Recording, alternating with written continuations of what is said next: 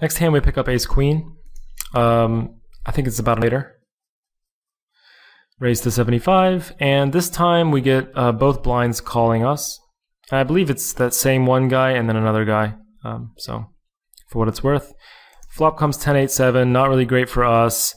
Again, we have a backdoor flush draw and also backdoor straights, so we have a little bit of equity, but this flop would be even worse, in my opinion, to be c-bet bluffing into, so I'm definitely checking back here. I mean, in a three-way pot and a little bit higher coordinated board, it's actually, therefore, just overall more coordinated than the 8-6-5.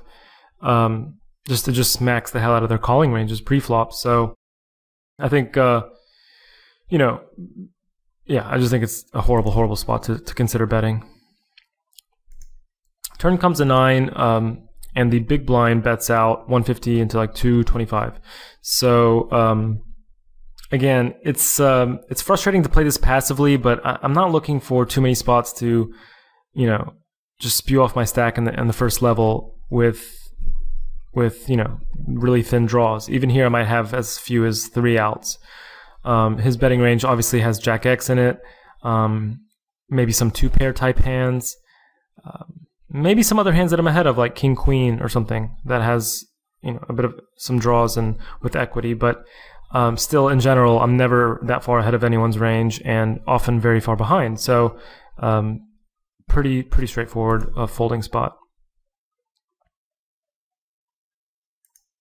One more thing to mention: this tournament was the first one in a while that I participated in the last longers. Before every single almost every single satellite I played, people will, you know, propose last longers and put in whatever they can agree on. And in this case, we each put in like $200 extra, so it's a $500 buy-in. But by making a last longer of 200, it really changes the structure. People tend to chop the last longer even more often than they chop the tournament when it gets down to, let's say, 2 or 3 people that are left in the last longer. So it creates, again, a bit more of an ICM effect. Not as strong necessarily of an ICM effect as what you'll have in, you know, an online sit and go that the structure is set, but it's definitely you know, kind of an important little side factor to think about, because it changes the winner take all formula, which is just cash game equity. Here there is still a decent amount of reason to play a little bit tighter than normal and try to earn some of that extra last longer equity. So just wanted to throw that in before we go any further.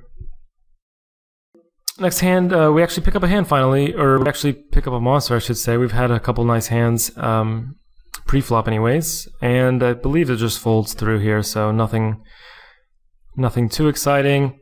I will mention at this point, since the next hand's going to skip quite a bit forward into the tournament, that the whole table was playing quite tight, pretty aggressively post-flop when they had, you know, when they got to the post-flop, which didn't happen too often. And, you know, kind of like you expect an online game full of regs to play, it wasn't all that different.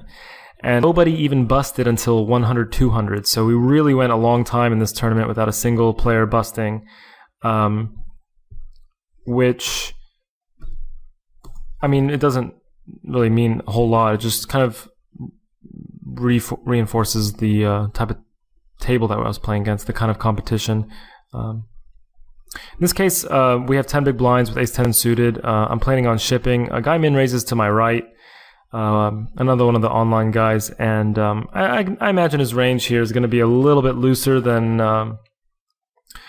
in an online spot. His range is probably going to include most broadways, a lot of pairs, and probably a little bit of weaker ace-x as well.